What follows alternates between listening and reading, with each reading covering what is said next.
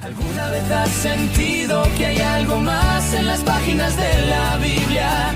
Profundiza con nosotros en cada episodio. Exploramos historias, revelaciones y lecciones prácticas que transforman tu vida. Estás escuchando Algo Más en la Biblia. Comenzamos. Bienvenidos a esta nueva exploración, a este análisis detallado y minucioso, donde nuestra misión es tomar un texto que parece completamente familiar y escarbar hasta encontrar sus cimientos más extraños. Y para quienes nos acompañan hoy, hemos reunido una colección de fuentes fascinantes. No nos conformamos con una lectura superficial, ¿verdad? Estamos manejando estudios de teología académica sobre el antiguo Medio Oriente, análisis morfológicos del hebreo antiguo y exégesis técnica. Claro, el propósito no es dar un simple repaso dominical, sino entender los mecanismos profundos de este relato. Queremos ver cómo la disección rigurosa de una sola palabra antigua, una simple elección de traducción sobre el segundo día, tiene el poder de reconfigurar por completo las discusiones modernas. Discusiones sobre la biología antidiluviana, la presión barométrica de la Tierra primitiva y, bueno, el concepto mismo del orden contra la entropía. Así que vamos a desempacar esto, porque la verdad plantea una primera gran anomalía. Es un punto de partida fenomenal, porque te obliga a detenerte y cuestionar el ritmo de lectura. A ver, estamos acostumbrados a un patrón inquebrantable en este relato. Sí, la voz divina emite un mandato y la materia obedece. Exacto.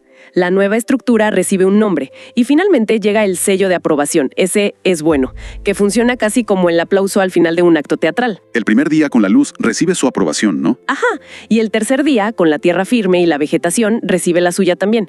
Pero en el versículo 6, cuando se relata el segundo día, se crea el firmamento, se separan las aguas, la voz divina le da el nombre de cielos, y luego... El texto simplemente avanza. Sí, simplemente avanza, no hay evaluación. Y para desentrañar la mecánica detrás de esta ausencia, las fuentes exegéticas exigen analizar el estado material del universo en el versículo 2, justo antes de esta intervención. Claro, porque el versículo 2 describe un escenario que, no es precisamente un lienzo en blanco. Habla de una masa pasiva, caótica y oscura. Nuestras fuentes hacen mucho énfasis en la palabra hebrea original para esa masa acuática primordial. ¿Qué es Tehom? Exactamente, el Tehom. Tehom se traduce comúnmente como el abismo o las profundidades.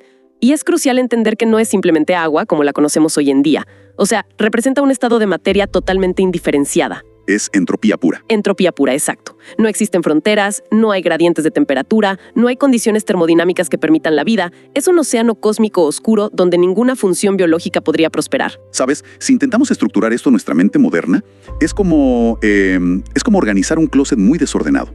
Tienes que sacar todo y hacer un desastre enorme antes de poder ordenarlo bien. Qué buena analogía. Sí, esa fase intermedia es un caos. Y esa fase es necesaria, pero la verdad no se ve bien todavía. O es muy similar al proceso siderúrgico de purificar un metal.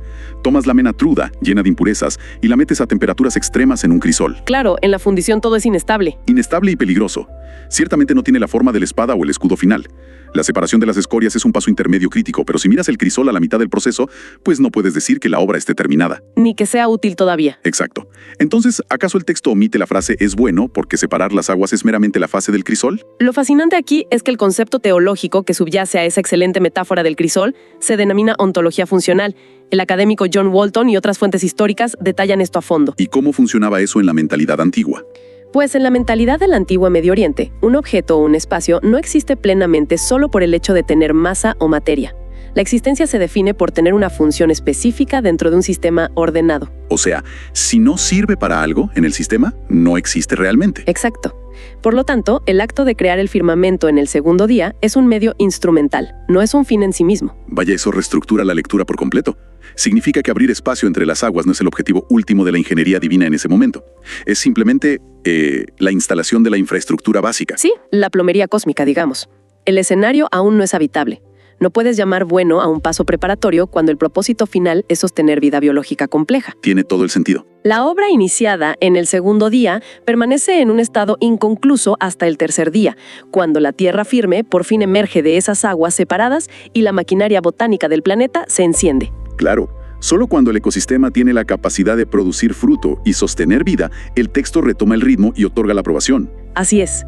El silencio del segundo día es en realidad un indicador literario de un proceso de ensamblaje en curso. Es una forma de ingeniería metódica fascinante.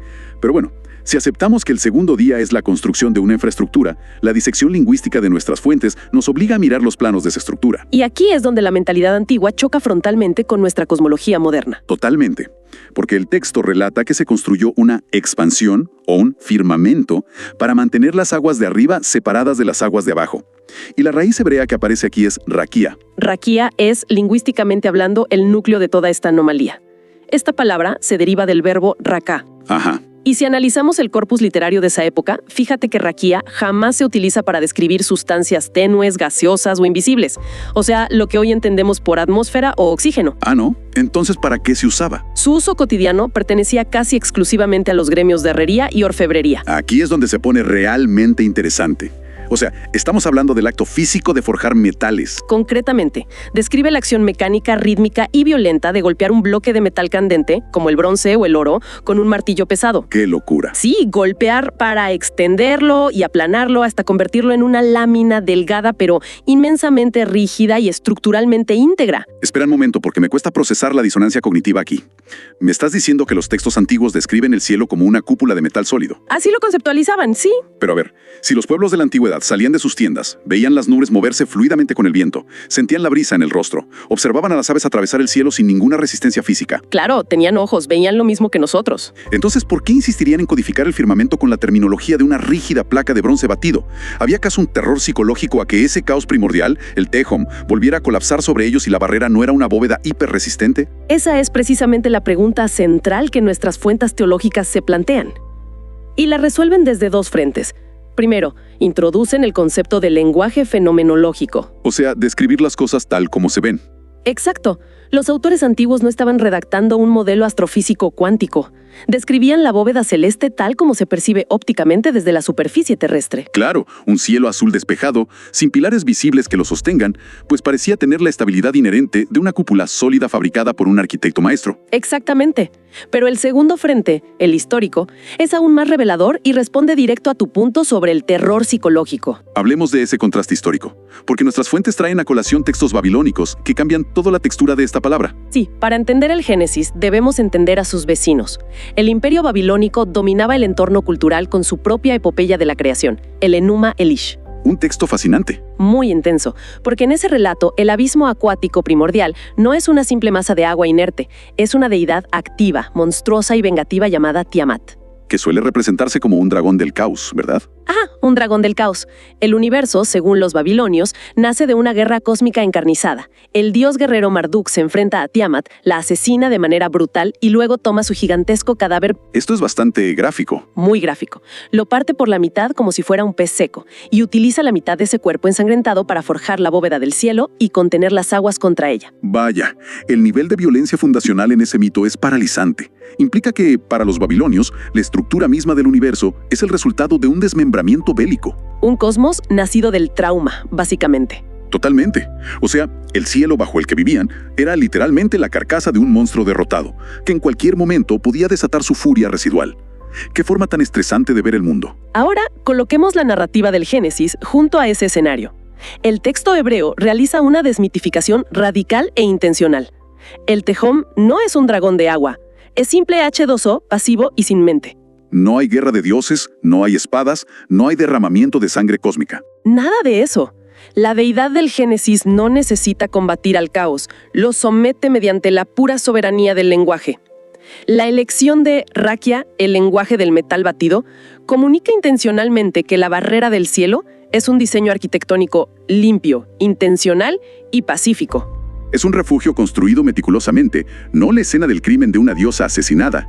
Exactamente. Es protección estructural, no un cadáver monstruoso. Eso es un giro de paradigma teológico monumental. En vez de apaciguar un cielo hostil nacido de la masacre, la audiencia original del texto entendía que vivía bajo una bóveda diseñada puramente para protegerlos. Así es, una protección perfecta. Pero esa protección nos lleva a un enigma aún mayor en nuestra exploración exhaustiva de hoy. Si el raquia, esta expansión de metal batido conceptual, sirve como una barrera impenetrable, la física elemental exige preguntarnos ¿qué es exactamente lo que está soportando allá arriba? Claro, que está aguantando el techo. Exacto. El texto es explícito al decir que separa las aguas de abajo de las aguas de arriba. Y aquí es donde las fuentes científicas y el creacionismo académico entran en un terreno que desafía todas nuestras convenciones meteorológicas. Pues, a ver, las aguas de abajo no requieren mayor explicación, ¿no? Son los océanos, los mantos acuíferos y los ríos. El debate histórico intenso se centra en esas aguas que estaban sobre la expansión. ¿Qué dicen las fuentes clásicas sobre eso? Durante milenios, los exégetas asumieron que era simplemente una forma poética de describir las nubes cargadas de lluvia en la troposfera baja. Sin embargo... Aquí viene la parte de ciencia ficción. Los estudios detallados de académicos como el Dr. Henry Morris y otros teóricos de la geología diluviana proponen un modelo mecanicista radicalmente distinto, conocido como la teoría del dosel o canopy theory. Hablemos de los mecanismos físicos de esta teoría, porque al leer los documentos, parece el guión de una película de ciencia ficción hard sci-fi. Según entiendo, no proponen nubes tormentosas suspendidas, sino una estructura física continua, ¿no? Sí, la propuesta de la teoría del dosel argumenta que la Tierra antediluviana estaba envuelta por una vasta y densa capa de vapor de agua translúcida. O sea, no nubes de condensación. No, sino vapor supercalentado suspendido en la alta atmósfera, probablemente anclado en zonas limítrofes entre la estratosfera y la ionosfera.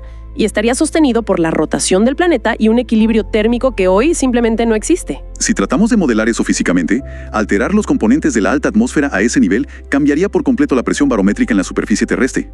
Fíjate que vivir bajo esa bóveda sería el equivalente atmosférico de residir dentro de una gigantesca cámara hiperbárica global. Un terrario protector masivo. Exactamente. ¿Cuáles son los efectos mecánicos que las fuentes le atribuyen a este entorno presurizado? Los impactos serían biológica y meteorológicamente sistémicos. Empecemos por la termodinámica del planeta. Esta inmensa capa de vapor actuaría como el mecanismo de retención térmica más eficiente concebible. Crearía un efecto invernadero perfecto. Perfecto. La radiación de onda corta del Sol entraría, pero la radiación de onda larga infrarroja, que rebota de la superficie terrestre, no escaparía fácilmente al espacio exterior. Entiendo. Entonces ese calor se distribuiría de manera uniforme y constante a través de todas las latitudes del globo. Un clima sin gradientes de temperatura. Exacto, una temperatura global homogénea. Y si aplicamos la física meteorológica básica, sabemos que los vientos, las tormentas y los frentes fríos o cálidos se generan precisamente por la diferencia de temperatura y presión entre el ecuador y los polos. En combinación con el efecto Coriolis, claro. Exacto. Entonces, si el planeta tiene una temperatura homogénea desde el polo norte hasta el polo sur, desaparece el motor que impulsa las tormentas severas. La atmósfera sería de una placidez que hoy nos resultaría totalmente antinatural. Cero huracanes. Cero huracanes, no habría tornados, según el modelo de estas fuentes. Ni siquiera habría lluvia convencional, porque no habría masas de aire frío chocando con masas de aire cálido para condensar la humedad en lluvias pesadas. ¡Wow! Eso se alinea de manera asombrosa con Génesis 2, que relata que antes del diluvio no llovía sobre la tierra, sino que un rocío o vapor subía y regaba la superficie biológica de manera constante. Totalmente. La coherencia interna del modelo es fascinante, pero lo que realmente transforma nuestra comprensión de la biología humana en estos textos antiguos es el papel que jugaría este dosel de vapor con respecto a la radiación cósmica. Claro, la medicina espacial moderna y la oncología nos muestran el daño letal que la radiación solar y los rayos cósmicos infligen en el tejido celular humano. Escudo electromagnético y de radiación casi impenetrable. Filtraría masivamente la radiación ultravioleta. Sí, y bloquearía el bombardeo continuo de partículas subatómicas de alta energía provenientes del espacio profundo. Y fíjate, si mitigas el daño de los rayos cósmicos, estás interviniendo directamente en la tasa de mutación del ADN y en la degradación de los telómeros. Básicamente, estás desacelerando biológicamente la senescencia celular, el envejecimiento. Exactamente. La teoría del dosel proporciona el mecanismo fisiológico explicativo para una de las características más controvertidas de la narrativa del Génesis. La longevidad extrema. La extrema longevidad patriarcal. Cuando el texto afirma que Adán vivió 930 años o que Matusalén llegó a los 969 años, los escépticos modernos lo catalogan como un error de traducción de meses a años o como mera mitología. Sí, siempre dicen eso. Pero bajo este modelo hiperbárico y libre de radiación mutagénica, un organismo humano con una genética original pura operaría bajo un desgaste celular ínfimo.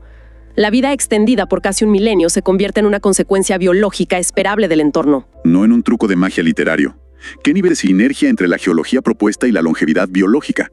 Retrata una biosfera primordial optimizada hasta el último detalle para fomentar la vida a largo plazo. Un diseño perfecto para la vida. Sin embargo, basta con observar la demografía mundial actual para saber que la esperanza de vida humana se estabiliza alrededor de los 80 años, y sabemos empíricamente que nuestro clima es violento, con gradientes extremos. El modelo perfecto tuvo que fracturarse irremediablemente. Y las fuentes apuntan al cataclismo del diluvio como el mecanismo de esta ruptura. Pero ojo, no solo como un fenómeno de pluviosidad excepcional, sino como un fallo estructural a nivel planetario. Exacto. El relato del diluvio universal se redefine bajo esta lupa como un evento de descompresión atmosférica masiva y un colapso de la integridad estructural del planeta. Las fuentes subrayan la precisión fenomenológica del capítulo 7 del Génesis. Cuando el texto declara que fueron rotas todas las fuentes del grande abismo y las cataratas de los cielos fueron abiertas. No es lenguaje poético sobre una nube de tormenta persistente. Es la narrativa literal del colapso del raquía funcional. Así es, esas aguas de arriba perdieron su equilibrio termodinámico y su suspensión orbital. La capa protectora colapsó en forma de precipitaciones torrenciales ininterrumpidas. Sumándose a las fuerzas tectónicas que liberaban depósitos de agua subterránea. Y el impacto no fue solo el ahogamiento temporal del ecosistema, fue la destrucción permanente del escudo protector de la Tierra. El planeta entero sufrió una despresurización.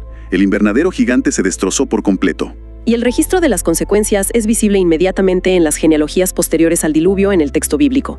Una vez que la atmósfera se despejó de ese vapor, la superficie quedó expuesta de lleno al bombardeo de radiación solar y cósmica, Las gradientes de temperatura extremas crearon casquetes polares y desiertos. originando los vientos violentos y, lo más revelador, la curva de la longevidad humana cae en picada como un gráfico de decadencia exponencial, De 900 años pasa rápidamente a 400, luego a 200. hasta estabilizarse en los parámetros de fragilidad fisiológica que experimentamos hoy en día. Oye, pasamos de diseccionar un misterio literario sobre la ausencia de la palabra bueno a modelar un cataclismo barométrico a escala planetaria.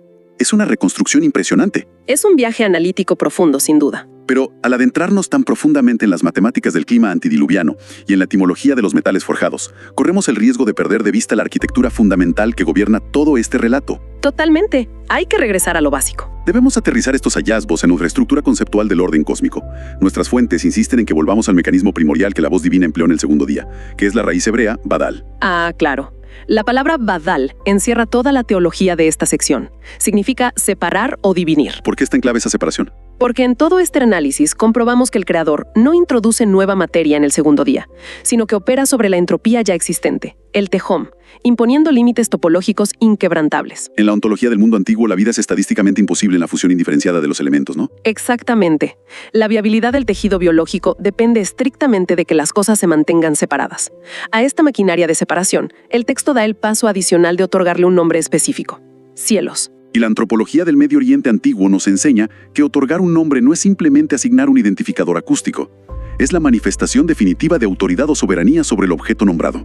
Al nombrar la expansión como cielos, el texto establece que la bóveda cósmica que otras civilizaciones adoraban ciegamente es una simple obra de infraestructura subordinada. Una herramienta más. Sí, las fuentes referencian pasajes proféticos posteriores como Isaías 40, donde se ilustra este concepto magistralmente al decir que el Creador extiende los cielos como una cortina, los despliega como una tienda para morar. La separación tiene el propósito expreso de construir un hábitat seguro.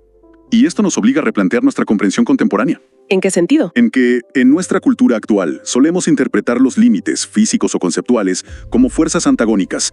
Percibimos los muros y las fronteras como construcciones que sofocan la libertad o restringen el potencial infinito. Sí, como jaulas. Pero la física fundamental y la segunda ley de la termodinámica nos dictan que el universo natural siempre tiende inexorablemente hacia el desorden máximo, hacia el caos y la muerte térmica. Es inevitable sin una intervención de diseño. Exacto. A la luz de esta inmersión en los textos antiguos, los límites impuestos por el firmamento no son reglas arbitrarias para limitar el movimiento. Son, de hecho, la infraestructura antientrópica esencial. El armazón que sostiene la vida. Si ese límite, si esa separación del raquia se disolviera hoy mismo, la biosfera entera perdería su presión, su oxígeno y su resguardo térmico, regresando violentamente al estado acuoso y oscuro del Tehom. ¿No es literal lo único que nos permite respirar? Ese es el núcleo analítico de todo nuestro estudio. La lección perdurable de estas fuentes es que los límites calibrados no operan como jaulas represivas, sino como las condiciones previas e indispensables para la existencia. ¡Qué potente! Podemos observar la franja exacta de la atmósfera que sostiene nuestra biosfera actual. Si la densidad de los gases fuera una fracción más baja, el bombardeo ultravioleta incineraría nuestra estructura celular. ¿Y si el espesor fuera mayor? Si fuera ligeramente mayor, la presión superficial aplastaría el funcionamiento pulmonar y biológico. El hecho de que operemos dentro de una banda de tolerancia atmosférica tan estrictamente separada del vacío espacial es un despliegue de diseño mecanicista preciso. El orden biológico exige que las aguas destructivas se mantengan al margen. Y esto cierra el círculo de nuestro análisis detallado y minucioso de manera asombrosa.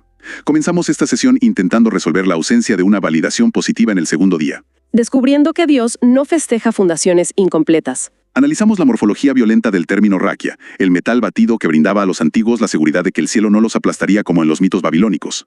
Modelamos la alucinante hiperpresión biológica de la teoría del dosel, detallando cómo la caída de ese escudo reescribió la longevidad del genoma humano. Y culminamos demostrando que los límites son la muralla principal que evita que la termodinámica del universo nos devuelva a la entropía original.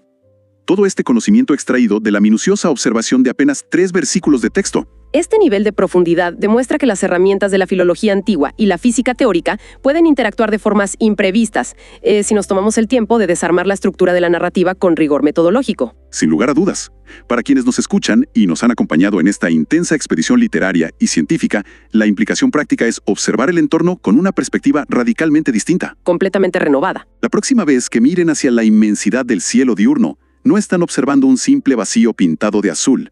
Están presenciando la bóveda antientrópica exacta que tuvo que ser esculpida meticulosamente para arrebatarle un espacio de orden al abismo primordial. Es una estructura contenida y calibrada milimétricamente para evitar que el caos nos devore.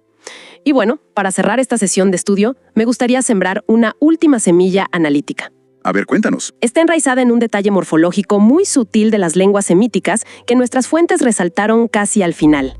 A lo largo de esta exploración, hemos detallado exhaustivamente los mecanismos del aire, la presión atmosférica y el espacio vital necesario para la respiración. Claro, ha sido el tema central. Pues resulta que en el léxico hebreo antiguo, la palabra que se utiliza para describir el viento, el aire en movimiento o el mero aliento biológico de los pulmones es la palabra ruaj. Sin embargo, ruaj es simultánea y textualmente la misma palabra que los autores utilizan para describir el espíritu divino. O sea, el aliento físico y el espíritu comparten el mismo código lingüístico. Con exactitud matemática. Y si ensamblamos esto con nuestro modelo, si el firmamento es la matriz estructural finamente afinada cuyo propósito final es contener la mezcla exacta de aire que permite el funcionamiento celular y la respiración biológica, ¿sí? Podríamos postular que cada acto fisiológico involuntario de inhalar oxígeno dentro de esta bóveda protectora es un reflejo mecanicista constante del mismo espíritu, el mismo ruach. ¡Wow! Que se describe interactuando con la materia inerte en el origen mismo de la cronología cósmica. Es una intersección donde la biología pulmonar más básica y la teología antigua se vuelven indistinguibles. Sugiero que dejen que esa hipótesis se procese silenciosamente durante la próxima respiración que tomen. ¡Qué síntesis tan magistral para concluir! Ha sido una disección intelectual absolutamente espectacular. Agradecemos profundamente el tiempo y la atención analítica de cada persona que nos acompañó hoy en esta exploración detallada del caos y el orden. No dejen de someter a escrutinio las estructuras intelectuales que la mayoría asume como obvias. Hasta la próxima inmersión profunda. Envíenos sus sugerencias y comentarios a nuestro correo electrónico ministerio@jesusislife.net. Este programa es una producción de Jesus is Life.